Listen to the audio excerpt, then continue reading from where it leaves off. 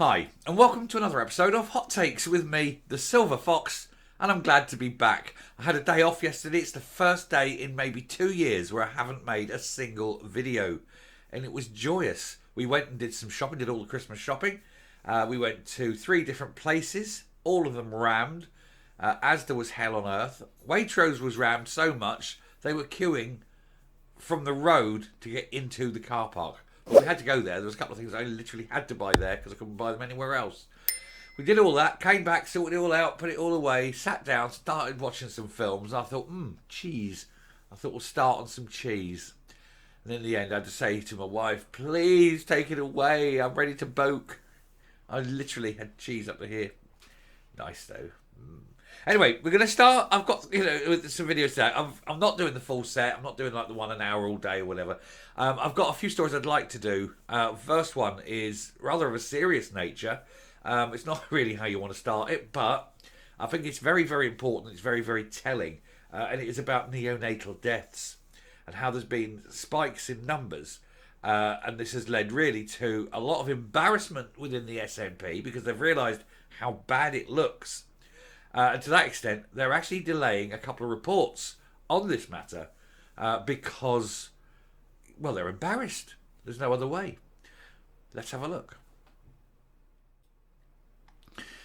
Now, before we get into it, I will ask if you can just check you are still subscribed.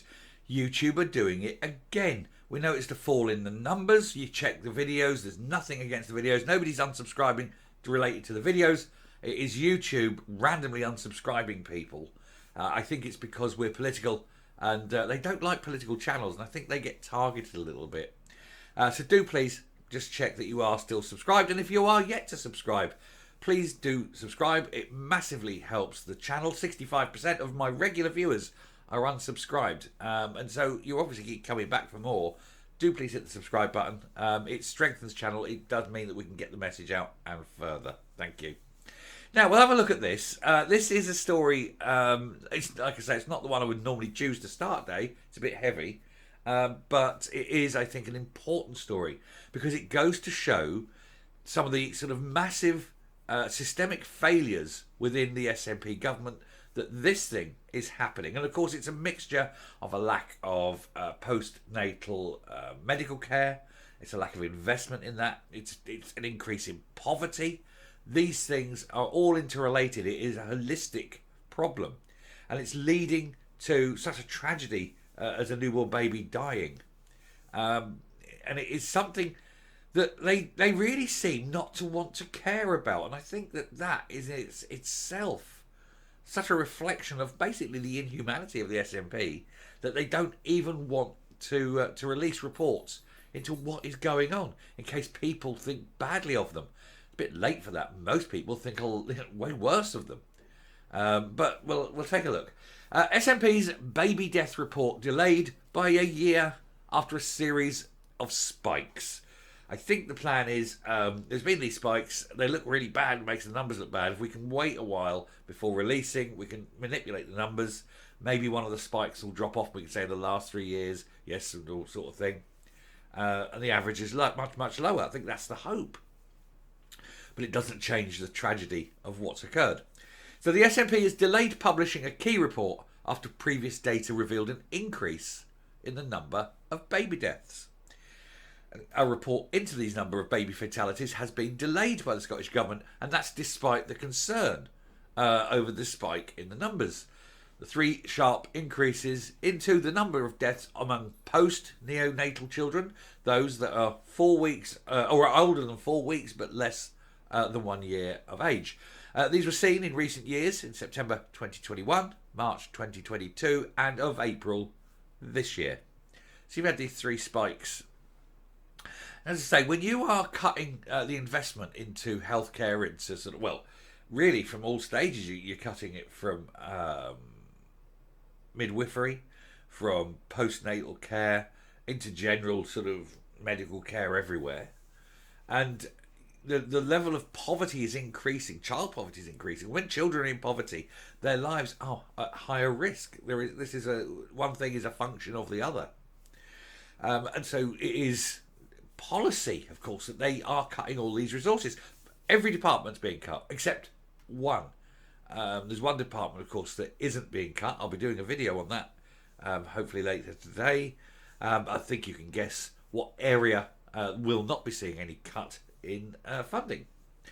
Anyway, Healthcare Improvement Scotland, the HIS, was tasked with investigating the spikes in 2021 and 2022, while the Scottish Government set up the National Hub to monitor the deaths of children and young people. This will now be delayed until next year. The HIS report was due out before the end of this year. Well, there's 10 days left, something like that, 8 days left.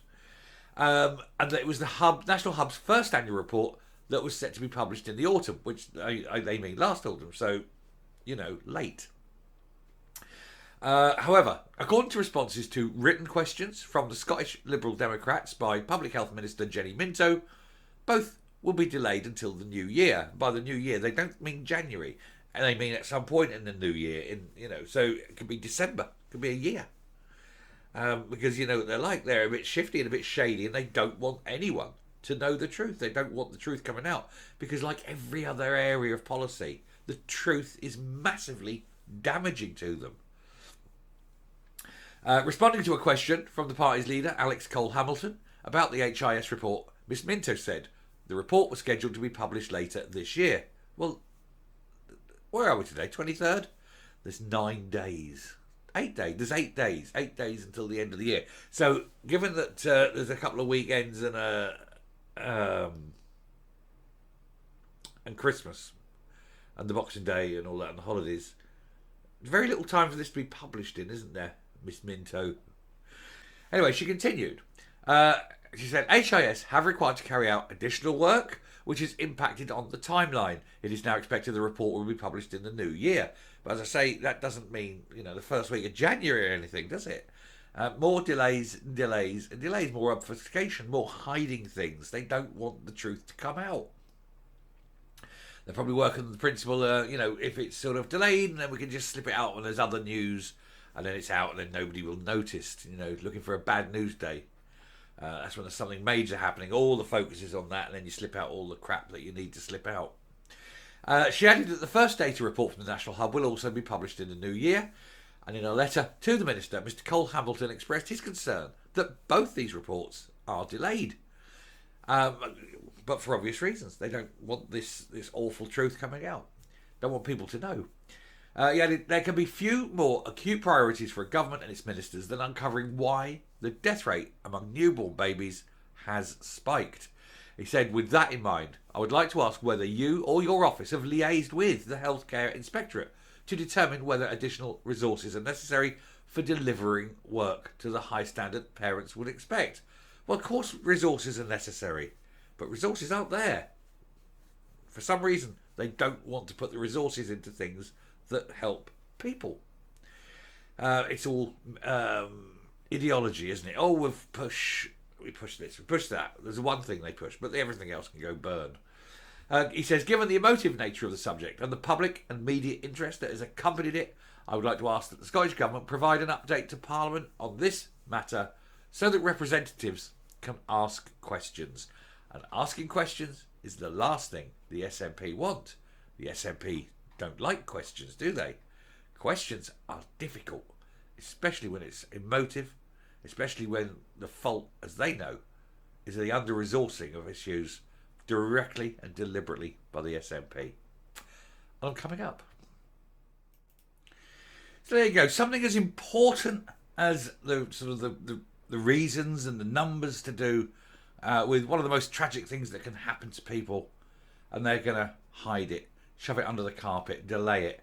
They're claiming more work needs to be done to it. But we know that's not it. We know they want to wait for a bad news day. They want to sort of hope that the numbers fall, and so they can point to the average over that period as constantly lowering, things like that. It's all shadiness. It's all very snide approach to things. They're just not trustworthy, and they're almost inhumane. The very fact that they're hiding up things like this, as serious as this, simply because it looks bad to them. That's how embarrassed they are by this. But they are the one, of course, that are cutting numbers all the time, cutting resources, cutting the money. And this is the effect. Children are dying because of SMP cuts. That's who these people are. I shall stop there. Thank you very much for watching. Do please hit the subscribe button and do check you're still subscribed. Very important. And I will speak to you later. Bye.